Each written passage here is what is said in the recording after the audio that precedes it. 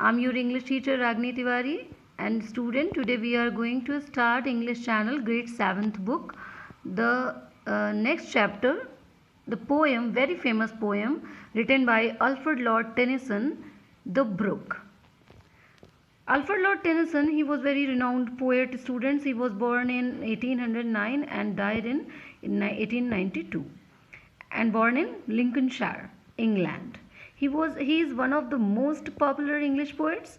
His poems have a musical quality because of his effective use of sound words. You can find those same effect in this poem too.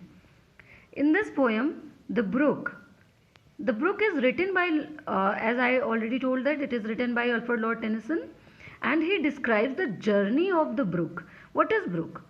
Brook means a very small river. It is a small river.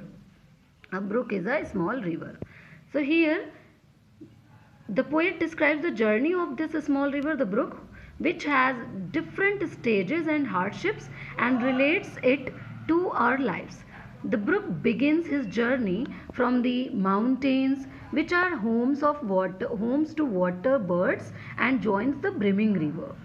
On its way, it passes through villages, towns, and hills. The brook's movement is sometimes forceful for it to overcome difficulties like pebbles, etc. He also makes a references to the eternal existence of the brook, to the nature of human life. So students, let's begin this poem stanza wise. So here is your first stanza. I come from haunts of coot and hern. I come from haunts of coot and hern. I make a sudden sally and sparkle out among the fern to bicker down a valley. First, let's come to know what rhyme scheme has been used in this poem. Rhyme scheme, how to find out? First, we will give indentation to this first line. It has written horn, so we have given it name A. Next is sudden sally. Sally. It is not similar to this word hern. It is not grammatical to this hern. It is different to that. So we have given this indentation A. Now right here B. Now and sparkle out among the fern. Here we can see that hern, fern. Here rhyme scheme is matching. Okay. So it is also A. To bicker down a valley. Sally, valley. It is also similar, having similar sound.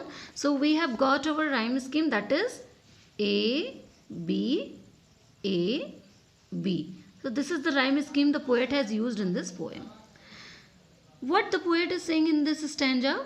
The poet says, I here, poet refers to, here I refer not, it is not referring to the narrator, it is referring to the brook. Okay. So the I, which has been used in this first line, the whole poem brook is personified. It represents that the brook is personified. It means the poetic device personification has been used here. Okay. Because the brook is a small river which has been personified while using I. The brook starts from those places which are often visited by the coot and hern. What are coot and hern?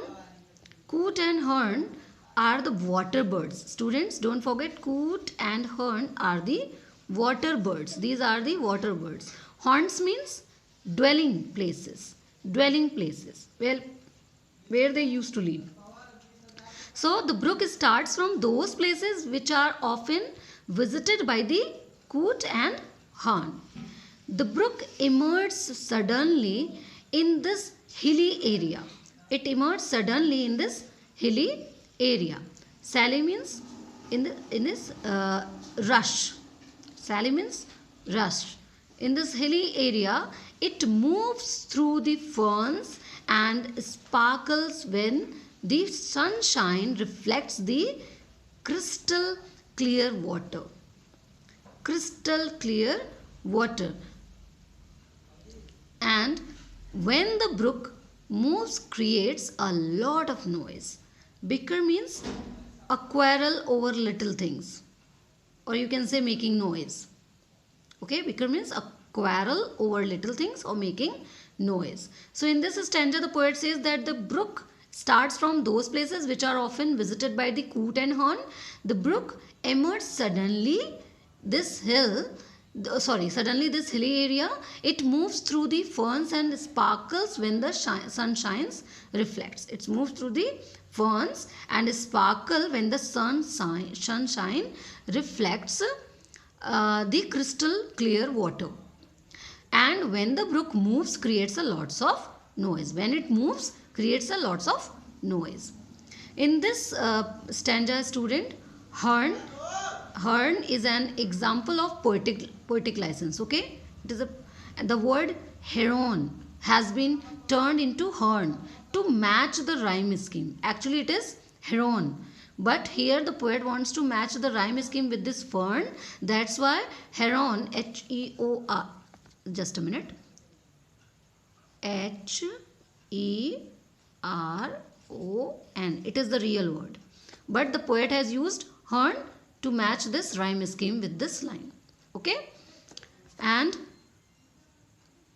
I here, poet has used the I in the first line.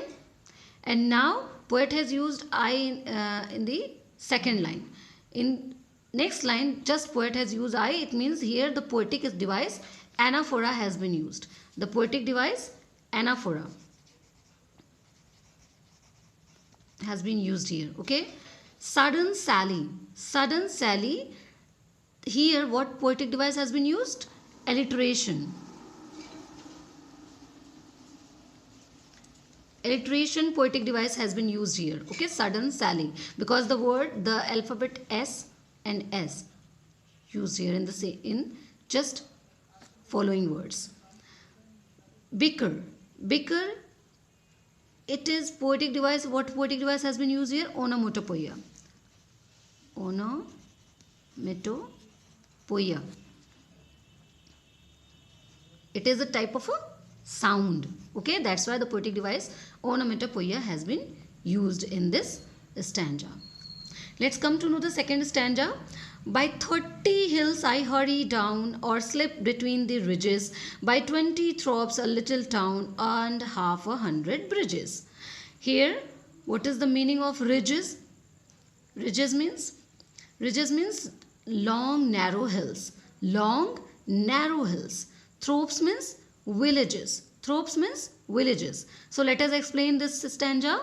This stanza is an account of the brooks flowing through different areas. Okay. The poet has created wonderful imageries when we read the brook flowing by 30 hills, slipping between ridges, and 20 villages, a little town, and 50 bridges. This stanza is an account of the brooks flowing through different areas. The poet has created wonderful imageries when we read the brook flowing by 30 hills, slipping between ridges, long narrow hill which is called, and 20 villages, and a little town, and 50 bridges. These are the areas from where the brook has started its journey. By 30 hills I hurry down. Here in this line, inversion poetic device has been used. Inversion device has been used. Again alliteration is there. Where it is? 20 thorps. 20 thorps. T and T. Both the words has been begun with the T. That's why the device alliteration. And repetition is also here, where by. This word by and this word by has been used in the beginning of line number 1 and line number 3. So the poetic device, repetition.